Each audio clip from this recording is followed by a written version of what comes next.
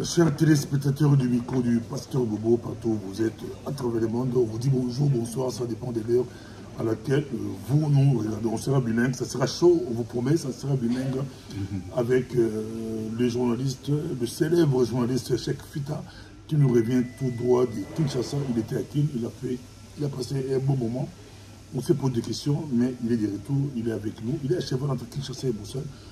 Il est avec nous, avec beaucoup de journaux ou des magazines que nous, on a raté, mais que beaucoup de personnes ont déjà eu. Donc, il continue à publier.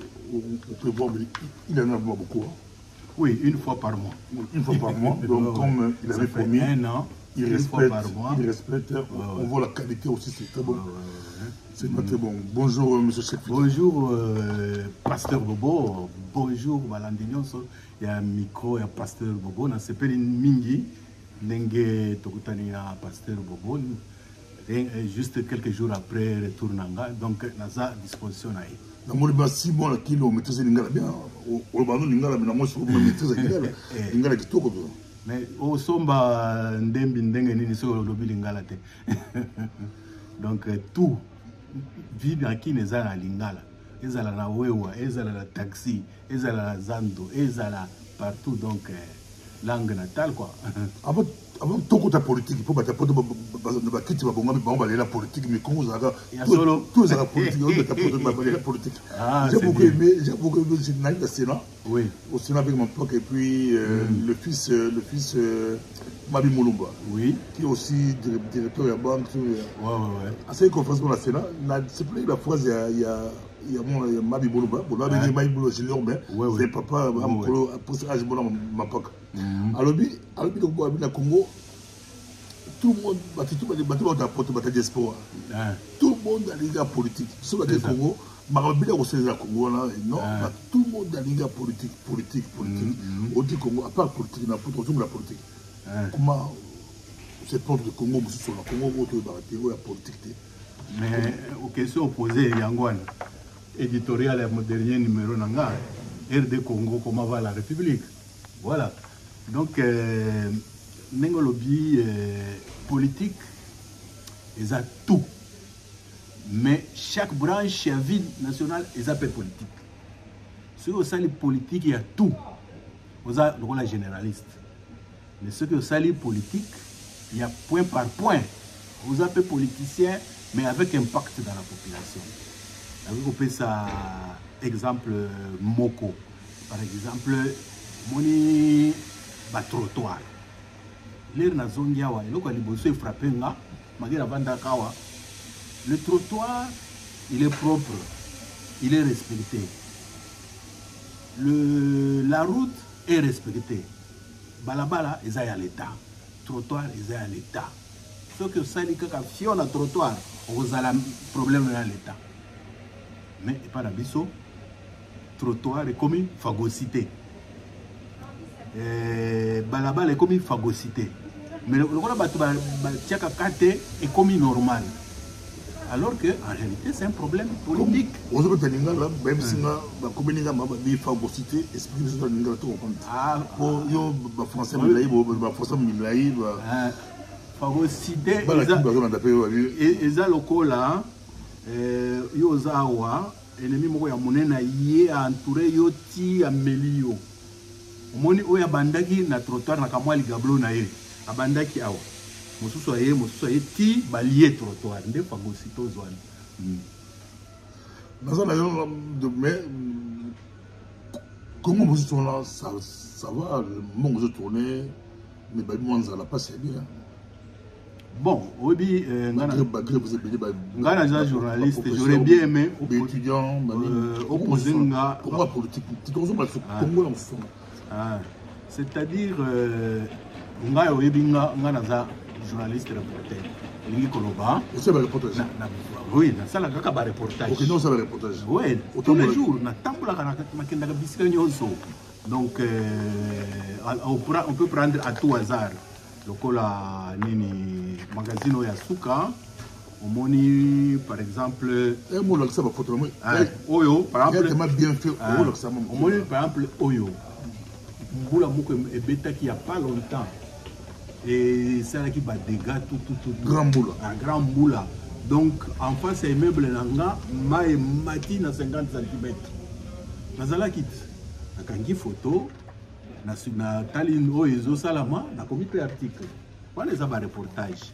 On a pu couper ça, par exemple, une dame avant d'Akana. Comme au Zimbabwe, rapidement, de la profiteure, j'ai croisé quelqu'un au Kinshasa, avant hier, dimanche, à tous les bouts de Kinshasa, à la politique, à Kinshasa, ça valait la peine, mais Karamboula, Binemboula, grave. Oui, mais, Togi Koloba, moi, quelques minutes, Makamboulango. Makamboulango, oui, mais, na 97 l'heure, Mouze Kabila à Koti. Bana moko balekaki na télévision na journal parler ezaki na ba mois de juin balobi lokola président ya sika ye awa biso bana lingwa la Kinshasa tozala problème moko ke soki mbule beti bandako eza inondé bazaki koleka na journal télévisé Koko Chomba, je pense elle qui était journaliste à l'époque ya comme analyste député émission Anna, Mouze Laurent Désiré Kabila Zaki Kolanda. Le Alandi a bengi gouverneur. Habité na uti Kolanda ba petit moko balabi boye lukela nga bango. Gouverneur a beti azu bango. A invité bango et pas ya nani na bureau na ye, dit non il y a ça. Qu'est-ce que vous avez comme suggestion? Ba ici biso awa omoni canalisation ya Wileri wana. Eko ya kana Gombe. Après rivière Gombe qui est na fleuve. Donc ce qui est accuré. Donc ma bandi komata na komata wana mateli biso ti la bandako. Un mois après natango wana wo azaki ministre ba travaux Isaki Babi Mbaye, je pense il est déjà décédé à son âme et nous appelle ça qui instruction ba curé rivière Gombe. Ba bandi na kan lu fungula wana na fleuve et bien et ça là qui bané mais ils ont tourné les sous au moins ils ont kamoko concret sikoyo en dehors ya nini ya ba curage oyo mbula oyo par exemple photo na la kisi oyo ils ont venu kabambare et si kawana donc canalisation moko ya munene ezouta likolo côté ya ba venu kabinda eleki kabambare ti eke na bichaku ekiti na fleuve mutu moko atongi ndako likolo ya nini ya drain souterrain ata yo moko ce qui fait que na basalite oyo ezotonda ma ezoleka sumingi te donc ma eza refoulé ebimi etondi na balabala voilà c'est exemple biso ba journaliste comme on est là en passant on a apprécié Mbote na Cyprien Oechi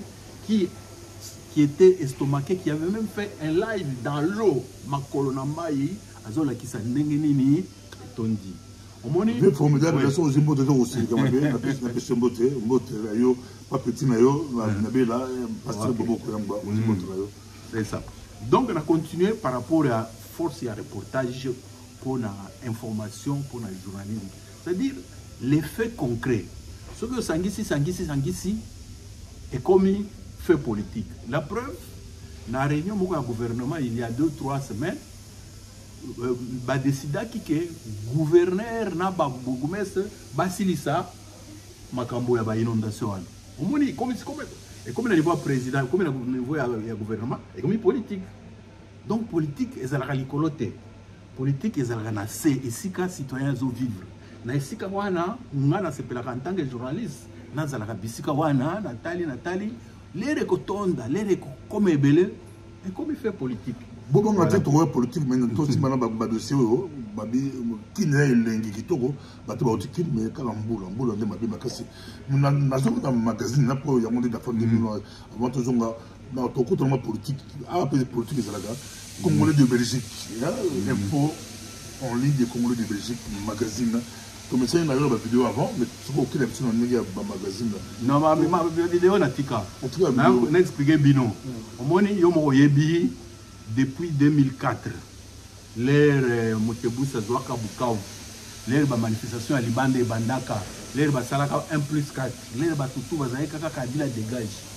eliaki biso tellement temps seul outil ezalaki vidéo mbangu kodiffuser ezalaki outil ya combat. Pour nga en tant que journaliste, je pense que période wana eza révolu parce que vous avez ça la vidéo nazo koma nazo ça la photo donc comme on dit homme orchestre. Maintenant je me suis spécialisé dans mon que les enjeux ne sont plus les mêmes. Si on a réadapté média nganga par rapport à l'enjeu. On a mis dans le magazine. Vous avez l'écriture. Oui, écriture. Toujours. Natika yango jamais. Mais bien de bufula puis bana Congo. Mais bien sûr. Oui. Si. Heureusement, Aubin a dans la PC Boto hier a reconnu la vidéo dans toi la kaka. En Marachek Fita. Bangonde ba fula pizza bana Congo. Donc mouvement tout ya Bruxelles.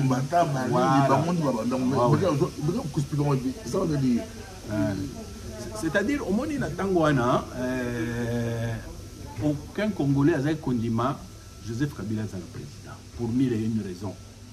Aucun Congolais a condiment Soda as la président. Aucun Congolais a condiment.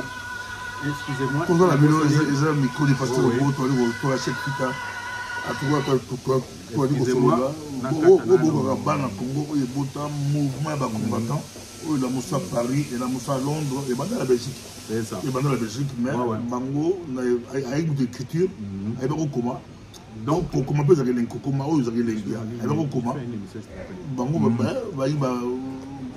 Bango va propulser Bana Congo, mais. Ouais. Les autres vont mettre tout en train. Bon, on va ciment, mais de l'autre, on va continuer. Oui, donc, Natangwana, Lokola, Ezalaki, Lokola, moi, éveil patriotique. Après Manifo et Salamaki, n'importe de Namur, on a continué à accompagner. Parce que Natangwana, na Congo, Ezalaki muselé. Les médias ne disaient pas n'importe quoi. Donc, Bisso, on a porté aux libre. De telle sorte que autres gens koloba na Congo kuna bazali kozela okoyoka kaka bana poto basali nini bana poto balobi nini alors que maintenant échanger na éviter so mingi baza distrait sikoyo awa na poto nde bazotuna décision nini esalami na Congo na Congo kuna baluka susu te makambo salama na nini donc awa na poto parce que eza susu na impact te sur marché à pays les bazons pour les élections avant l'élection tout va même micro bandoya comme on dit Martin Fayol va tourner la photo avant l'élection bazozonga babera so photo avant l'élection total nano avant l'élection quand même au moment là bakatumbi bakoya il y a mon président Félix ça va mettre matou babi pour voter c'est pour voter non là c'est une bonne chose ça parmi ba combat na biso tout ça là qui congrès mondial des Congolais de l'étranger parmi ba résolution tout ça là qui na congrès wana Tolobaki, ils ont 4e Congrès Tolobaki, il faut voter au Congolais de l'étranger. Entre parenthèses encore, là, entre parenthèses, c'est bien, lui, Michel, mais pourquoi, au début, lui, Michel a été combattu? C'était bien quoi? Aux hommes témoins histoire, aux témoins histoire, l'écriture, aux hommes reportage, on a bandé ma vidéo à Koyo Moussika, aux hommes reportage. L'histoire à lui, Michel, est simple. À niveau mine, à milieu congolais. C'était Makambo à lui, Michel, et Banda le 4 juin 2004, un samedi, l'entrée à Paul de Namur. Vous avez deux associations, ACC5, dirigées par Francis Tombolo Kalombo, Azalaki secondé na Mireille Robert. Wana Mireille Robert, où est-ce que c'est la mine Makamboya Bani, Mireille Robert, Abadekala? Ouais. Ah, ça la décolonisation, voilà, Zaki une association, il y a Francis Tombolo Kalombo. On a une association Poto Moindo. Biso, tout ça là qui va tract 2 jours avant. Que tout ça là deuil. Pour n'abato babomi na Bukavu. To distribuer ba tract. Les Rwanda, Bambila va dit, monsieur, c'est quoi? Non, on veut faire une manifestation. Il dit, oh, vous pensez que vous pouvez faire une manifestation comme ça? Il faut demander une autorisation. Ngana yipsi bango. Mais bateau bazo boma na Bukavu wana. Basengi autorisation te pas boma bango. Donc vous qui avez tout ça là de wana dit OK. Manifestation est tolérée. Mais beaucoup tia quand moi mais ça rabino na place nini liboso ya building wana na nini. Est-ce que comme place le mumba wana. Bon, jour la manifestation to tie mais ça kuna. To yeba ki teke bato ko ya ebele. Mais bato ba yebele Alors Jean-Pierre Samba est président du mouvement pour la révolution des mentalités. Il moto. Les rakotinga n'a pas organisateur to vendre on a dit mais non. Manif il faut ça la porte de la chaussée de Wavre. Habité autorisation baloba kito azui kaka mesa atindiki tokende nango kuna. Les toye nango awande bat baye bele pas manifestation bandi.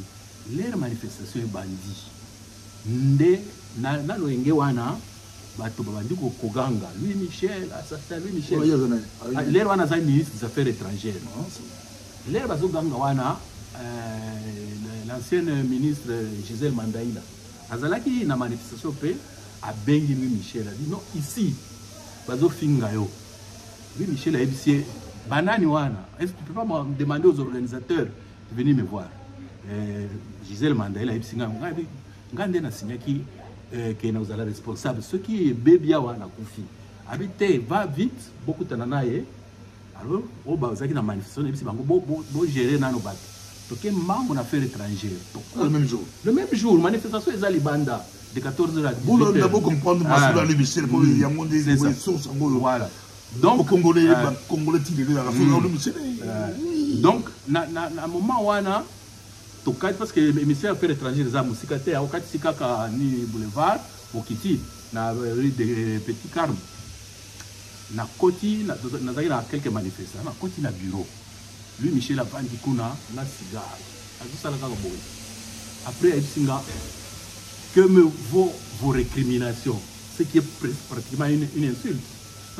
Monsieur le ministre, je n'ai pas demandé de venir vous voir, hein. C'est vous qui avez demandé que je vienne. Je m'en vais dit non, restez.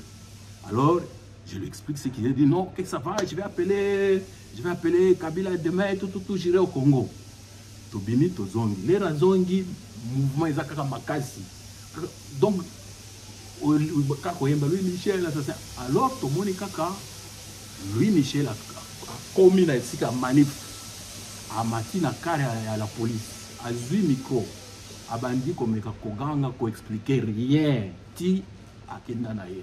Donc après l'air Ayambaki Biso, Bamususu Bakendeki ba Henri Mouké, na groupe naïe, Bakendeki pe kuna, au monde Ndenge Henri Mouké Sakamoto, alors Baki Makambo Mo, Baswana qui na Louis Michel.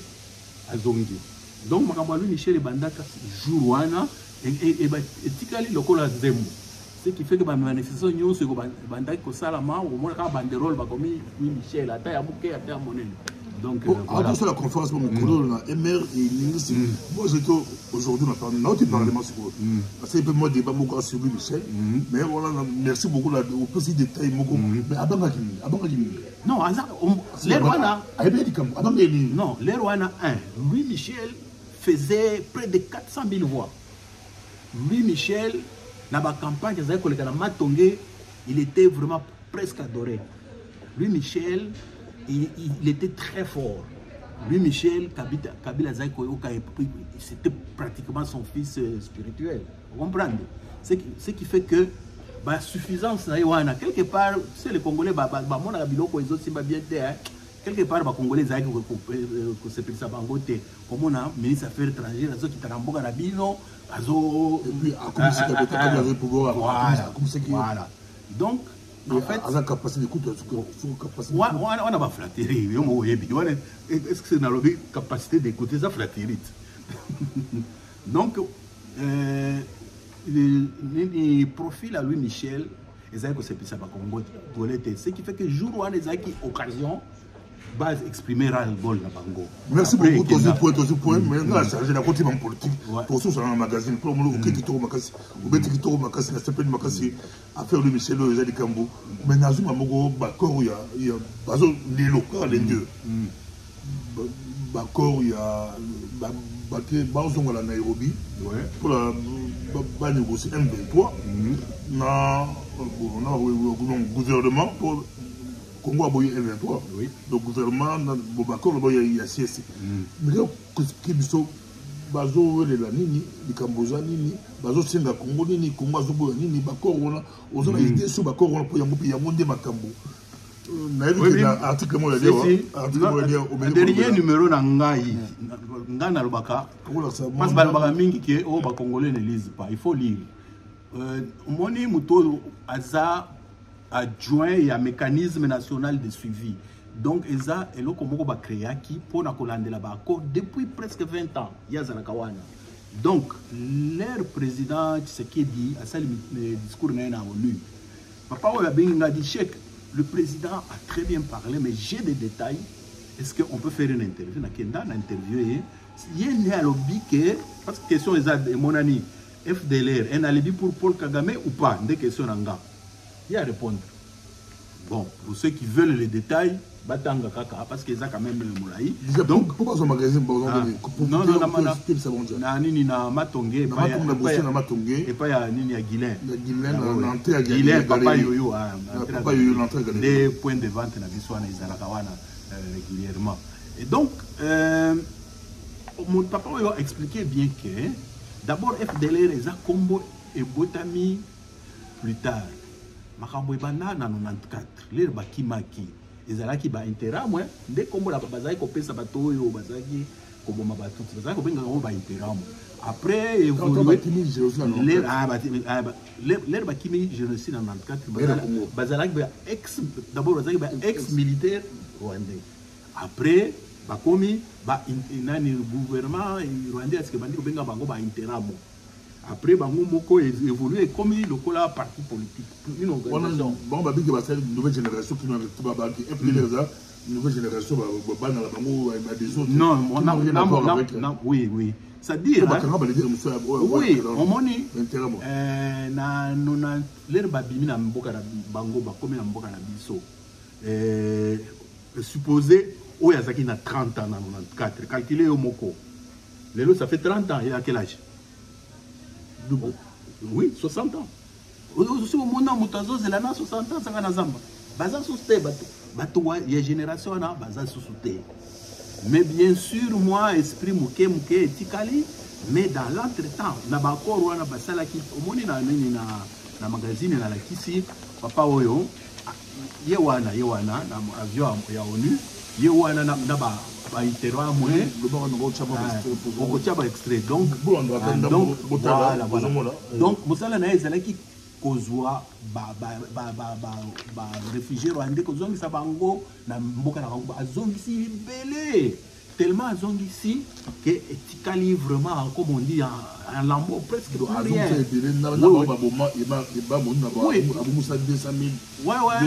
en tout cas mingi le gros bazonga la bango.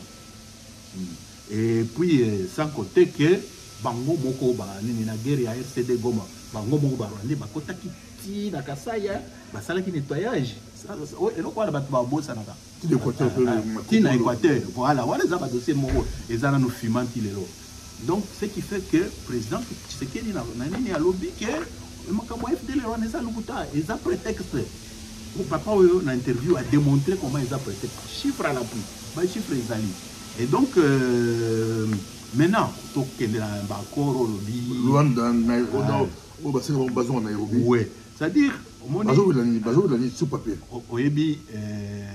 le vrai problème est d'abord Moutuya Kagame azalaka na ba ambition expansionniste pour naé à monakara mboka na ezamuke. Il faut azwa mama mele pa na biso, il faut y babilo que pa na biso. On a des vrais problèmes à barande parce que Kagame a changé président Moussoye à cause de la personnalité à président peut changer la marche à mboka et changer la paix politique. Donc le vrai problème c'est celui-là, ko yiba, ko profiter. Et puis à lingi na mutu na ya lingaka mabele quand même. Ça c'est vrai.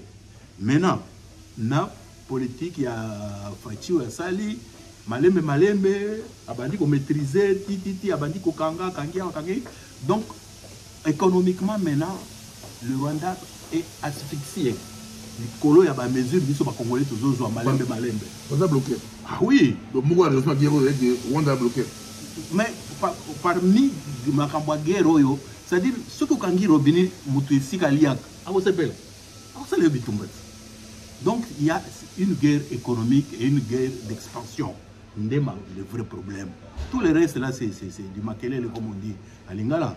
Donc, mais c'est compliqué. Bon, bah, t'as pas une partie à porter pour la banque, Fati avance au pouvoir, akendaki na Ouganda, akendaki na Kigali, bayokanaki, basaki ba dire mon secret. C'est quoi agir pouvoir, il faut accomplir yango. Yango basali biso jeune, Martin Paul parle bien, on dit non, guerre on les allons voir Gémeaux basali. On sent que Tshisekedi a gagné guerre et puis on gagné l'élection. On a un journaliste. Oui, un journaliste. Ne se laisse pas. On gagné guerre, on gagné l'élection. On a ma prophétie. Donc, un journaliste se base sur les faits. Non, ceux qui ont lobby Makambo et Boussalama, comme ils prophètent. Surtout ceux qui sont salamés, mais ceux qui sont salamité. Comme il faut prophète. Donc, le vrai problème dans le lobby, parce que c'est trop de détails pour résumer en gros dans l'émission. Parce que dans le lobby, la politique, Makambo tout est à la base. Analyse politique avant ça là, zoana ba information réelle makambo nini salama jour nini salama nani asala nini asali eloko wana wapi etc. Ce que ça tu es bien informé wana ndio ko bandi ko salama analyse politique. Tout retourne yo na ba ko on a dit on a presque noise et puis bon analyse belé on parle de comment ils ont bloqué le premier réfugiés rwandais, on va réfugiés congolais, ou dans un pays voisin. Il faut Bazonga. Vous filmez non. Bazonga là, il faut Bazonga là. Il faut non, 2 minutes. Il faut réfugiés Bazonga là. Réfugiés na biso, réfugiés na bango. Réfugiés na bango, Bazonga. Oui, tokota nano na mozindo moke na 59 bitumba ezalaki na Rwanda batutsi bayaki na mboka na biso na 62 oni ayebisaki bango esika bokei boza barefugie eza mboka na bino te kokota na politique te mais batikala bakota politique na nini na 94 la même chose. Sans compter bah au mususu bakotaka likolo ya ba frontière poreuse na biso. Oui, bango ils se sentent à l'étroit par la bango. C'est qui est un vrai problème. Bon, les réfugiés. Mais on parle de plus de 300 000 réfugiés pour la zone. 300 000 aussi, on dit que Bazo sont tous les bango. Bazo Bolak se passe par Fandi. Ouais. Bazo incapable. Mais bon, Bazo pousser tout au négocier. Tous hommes, c'est plus de 300 000 dossiers. Bala Ouganda, Bala Rwanda, Bala Tanzanie. Oui, solution est là. Les Amagambo, il y a recensement, des livraisons à nouvelle carte d'identité.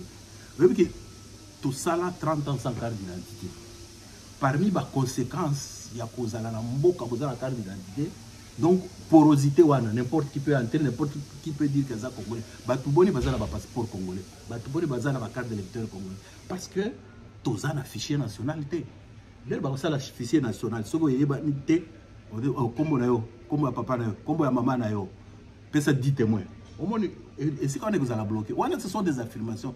Vous savez, nous les journalistes, on ne peut pas se nourrir des déclarations politiques. Un politicien, c'est un politicien.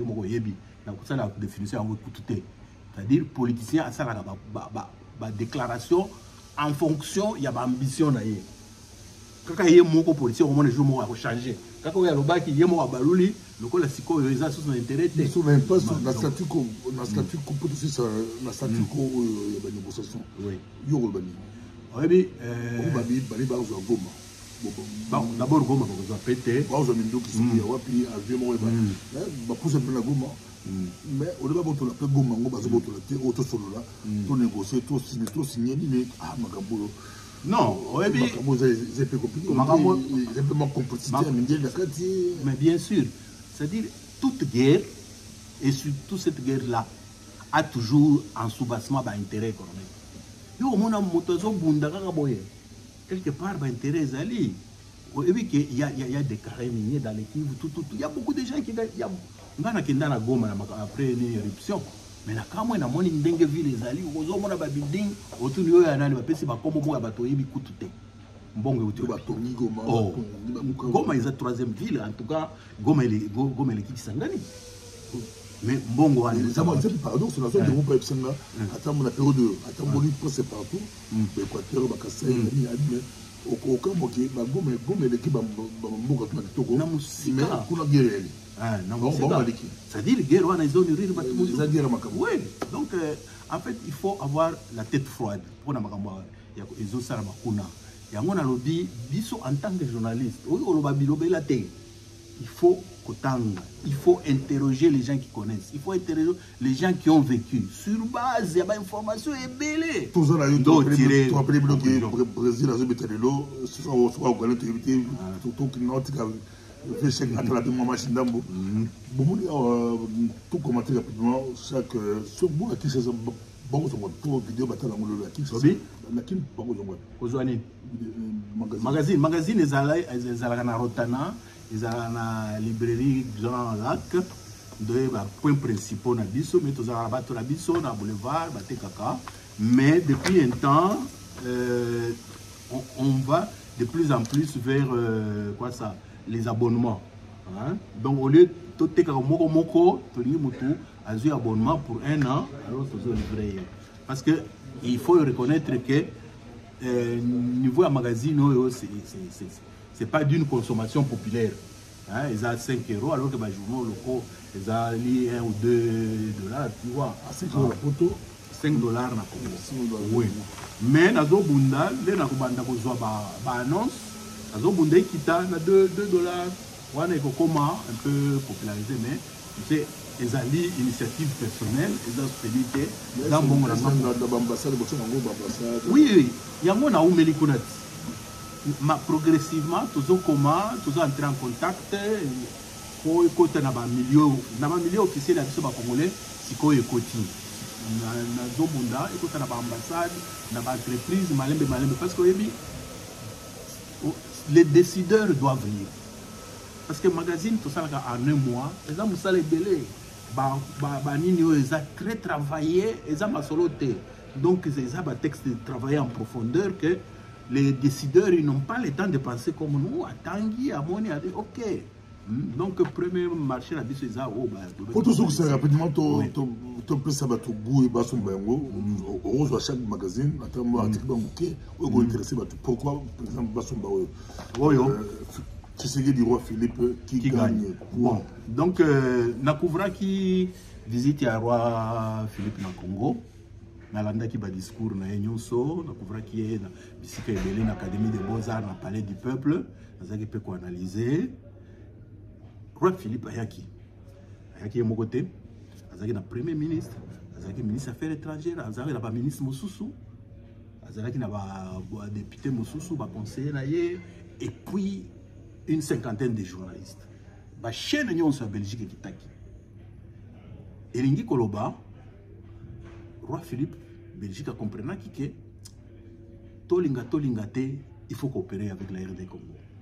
Donc, visite naé, quand on a lobby makambo guerre, et ça a visite paix économique. Et n'a pas discours naé, le roi Philippe a le baki que il faut stabilité dans le Congo, il faut bitumba ici là. Sous-entendu, ce que ici, on fait de bonnes affaires. Mais depuis le discours, moi je trouve que la politique belge est très timide par rapport au Congo. Vous voyez que il faut le collaborer pour faire affaire na biso. Bon ça s'appelle biso aussi ça bitumba. Autre site obligeant déjà, autre obligeant mais on a monné la RD Congo dans la cour des grands. Une question, autre question plutôt. Pourquoi tout son barreau? Oyo, oui, ministère à hydrocarbures en Mboka na biso. Donc sur le marché bloc pétrolier donc là bloc gazier, c'est-à-dire après avoir étudié Congo Mobimba, il y a au moins 27 endroits dans Congo à travers toutes les provinces pour pétrole les annoncés.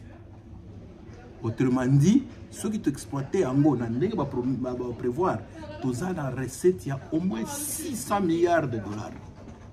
Donc, tu as ceux qui vous ont 600 milliards de $. Tu as pour des gras, ici, Koweït, Bazali, Émirats Arabes, Bazali. Parce que par rapport à eux, avec Chevron à l'océan, il y a un problème. La grande mutation. Oyo, il y a un état général, il y a presse congolaise, Nazalaki, Nasistaki, et on avait fait l'état des lieux de la presse. Parce que les textes régir presse nabiso, et ça, les textes là. Dans l'entretemps, le monde a évolué, le numérique, etc. Donc, il fallait tout ça là, état général, tout ça là, recommandation. Sur base de recommandations, on va essayer d'organiser désormais la presse. Donc, c'est ça qu'il y a. Ça, je le recommande à tous ceux qui font la presse parce que j'avais le rapport général, les Anakati, en entier. Un rapport général, les Anakati, tout ce qui avait été pris comme résolution. Okay. Voilà. En tant que journaliste, on a intérêt parce que, parce que la loi, dès qu'on promulgue une loi, ça s'applique à tout le monde. Donc voilà, intérêt à magazine. Tout ça, tout ça, Kadima a mis un calendrier électoral complet. Oui.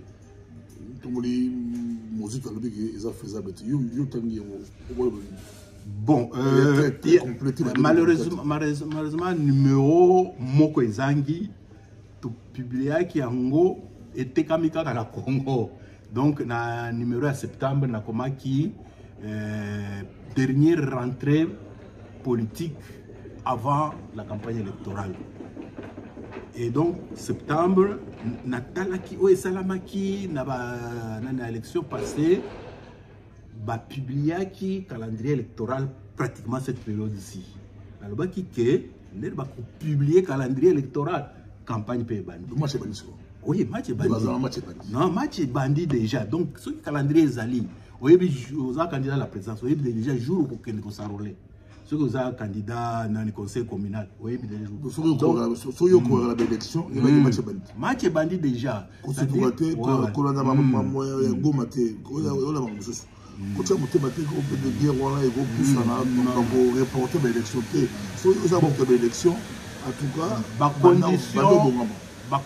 d'une façon générale, les conditions sont plus ou moins réunies. Mais, vous savez, le vrai problème de notre pays, il n'y a pas d'administration, il n'y a pas de bonnes routes. C'est-à-dire, la logistique coûte cher. C'est ça le vrai problème. Du ça, là, quand moi, à temps retard, vous allez peut-être une semaine. Ça, c'est rien.